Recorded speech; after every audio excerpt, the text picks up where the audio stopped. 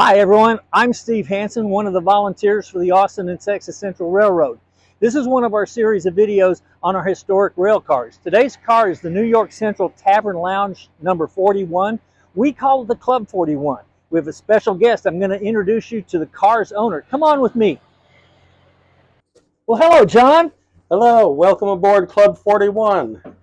It's good to see you again. Nice to see you. We got some visitors to come with us on board the car. All right, welcome aboard. Hello, I'm John Phalen. I'm crew chief with Austin Steam Train. I've been volunteering for over 25 years. I'd like to welcome you aboard the Club 41.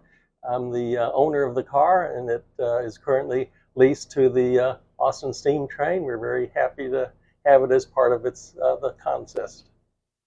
Well, John, when we were outside just a moment ago, we noticed that it said New York Central and 41, which is obviously where the Club 41 came from. Can you tell us what its life was like on the New York Central? It was built in 1948 for the New York Central, and it was used as a Tavern-Lounge car. And the advertisement, like for the Ohio State Limited, said it has a smart new Tavern-Lounge car. They were open in the afternoon into the late evening. Then they would take the car off the train, put it on another train going the other way for the same drill, afternoon to late evening bar car.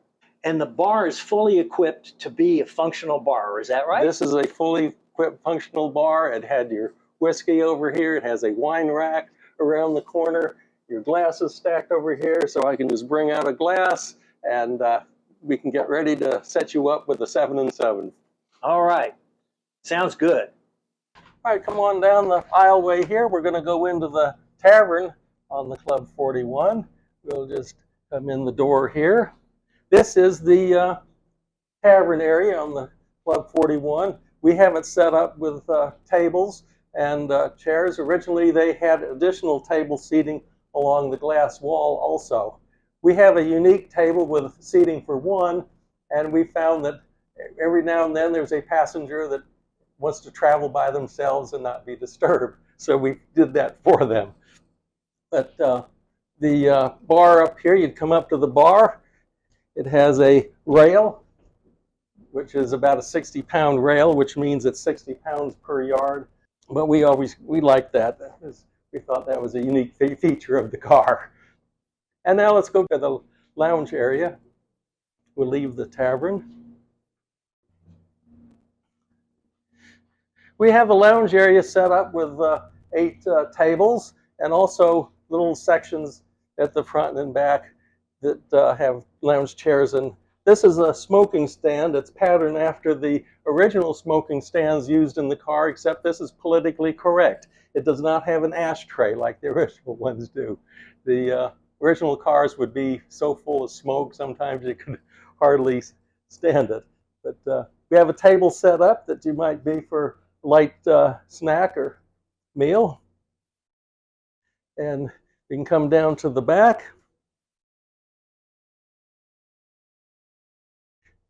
In the back section, we have another little lounge area. And this is how the original car looked. They had a little lounge area here in the back also. Instead of tables, they had couches down the side of the car. Because in that time, passengers preferred to sit and smoke and read their books and newspapers and didn't care much about looking out the window. Today, our passengers like to look out the window. We also have 2 restrooms at the back of the car. We're going to talk a little bit about the history of the Club 41 today. We'll sit down here with Steve and go over the facts of the car. All right. Well, one of the neat things that I noticed about the car, can you turn the chair just a little bit so they can see it? The Club 41 has its own logo. Our guests that are watching the video know that the car came from the New York Central. And then where did it go? Okay, well, the New York Central in '65 sold a lot of their equipment to Mexico, to the National Railways of Mexico.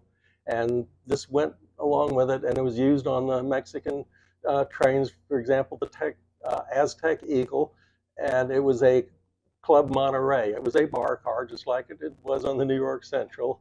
And also on the side, you can see in Spanish it said "car with a beautiful view." So just like on the New York Central, people would come and go from this car. They didn't buy a seat in here. That's correct. It was, the railroads referred to it as a non-revenue car. So the Mexican Railway abruptly stopped their passenger service in the early 1990s. What happened to this car then? It went to Kansas City Southern. They purchased the Mexican railways, the bulk of the Mexican railways, and because Mexico privatized the railroads. So Kansas City Southern was the major purchaser of the railroad. They got this car, and they also got a dining car, and that they used on for their presidential train. That's where the mahogany paneling came into play. So how much of the car is original at this point? Well, the key thing that's original is the tavern area, the glass walls of the tavern. That is original, and it's the only car left that has the original tavern. The cars that remained in the United States were converted to coaches, and all this was torn out. And the New York Central Historical Society actually came down to see this tavern, and they just oohed and ahed over it. It was really great. So, John, it's not a non-revenue car anymore where you would come and go like in the old days. Passengers can actually book tickets and passage in the Club 41, checking on our website or by calling our reservation number. But also, if you have a group of 47 or fewer people, you can charter the entire car. It's a wonderful event. I've been on here for birthday parties. We've had the Speakeasy fundraiser, and we've had the Boy Scouts come in and do railroading merit badge. We moved the adults into the tavern area so we could teach railroading to the boys and girls that were in the scouting program.